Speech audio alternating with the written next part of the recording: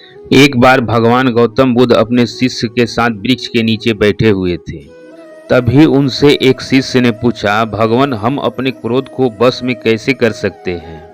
तब भगवान बुद्ध ने कहा कि इसके लिए मैं तुम्हें एक कहानी सुनाता हूँ।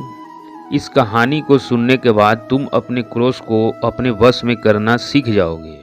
तब भगवान बुद्ध कहते हैं कि एक नगर में एक बहुत ही झगड़ा करने वाली औरत रहा करती थी। वह औरत छोटी मोटी बात पर भी किसी से भी झगड़ा करने लगती थी और उन्हें गालियां भी देने लगती थी। और जब कुछ देर बाद उसका गुस्सा शांत होता तो उसे अपने किए पर बहुत पछतावा भी होता था।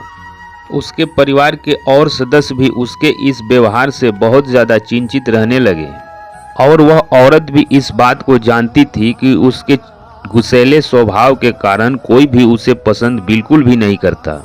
लेकिन जब भी गुस्सा आता था वह चाहकर भी अपने आप को रोक नहीं पाती थी। एक दिन एक भिक्षु उसके घर भिक्षा मांगने के लिए आया। वह औरत उस भिक्षु को भिक्षा देती है और अपनी जिंदगी की सारी समस्या और परेशानी उस भिक्षु को बता देती है। और वह कहने लगी कि मुझे बहुत ज़्यादा गुस्सा आता है और मैं चाहकर भी अपने आप को रोक नहीं पाती हूँ। कृपया करके आप मुझे इसे रोकने का कोई उपाय बताइए।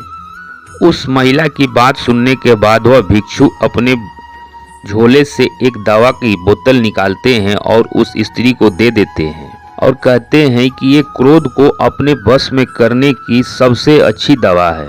अगर तुम्हें जब भी लगे कि क्रोध आ रहा है या तुम्हें कुछ दूसरे को बोलने का मन करे तो इस दवा की 2 बूंदें अपनी जीभ पे डाल लेना और कम से कम 5 मिनट तक अपने मुंह को अवश्य ही बंद रखना। और अगर तुमने 5 मिनट से पहले अपना मुंह खोल दिया तो इस दवा का कोई भी प्रभाव नहीं होगा। ये कहकर वहां से भिक्षु चले जाते हैं। अब वह महिला उस भिक्षु के बताए अनुसार दवा का उपयोग करना शुरू कर देती है। अब उस स्त्री को जब भी गुस्सा आता वह उस दवा की 2 बूंद अपनी जीभ पे रख लेती और कम से कम 5 मिनट तक अपने मुंह को बिल्कुल ही बंद करके रहती थी। इस तरह उसे 20 दिन करने के बाद उस महिला को गुस्सा करने की आदत से छुटकारा मिल जाता है। और जब कुछ दिनों के बाद वह भिक्षु महाराज फिर से उस महिला के दरवाजे पर भिक्षा मांगने आते हैं तो वह महिला दौड़ी दौड़ी आई और कहने लगी और बोली कि साधु महाराज, आपकी दवा ने तो गजब का प्रभाव किया। अब मुझे बात बात पे गुस्सा बिल्कुल भी नहीं आता और मेरे घर परिवार में भी अब शांति का वातावरण रहता है। उस महिला की ये बात सुनकर वह भिक्षु बोलते हैं कि मैंने तो जो तुम्हें बोतल दी थी उसमें कोई दवा थी ही नहीं। तुमने अपने गुस्से पर काबू उस दवा की वजह से नहीं पाई है बल्कि एकदम चुप हो जाने की वजह से पाई है। इसके बाद भगवान बुद्ध कुछ देर के लिए मौन हो जाते हैं और फिर से कहते हैं, गुस्सा पर काबू केवल चुप रह कर ही पाया जा सकता है, क्योंकि गुस्से में इंसान अपने अंदर मौजूद सारी अपशब्द को उगल देता है। इसलिए आपको जब भी लगे क्रोध आ रहा है कुछ देर के लिए एकदम मौन हो जाइए, शांत हो जाइए, क्योंकि क्रोध को खत्म करने का बस यही एक तरीका है।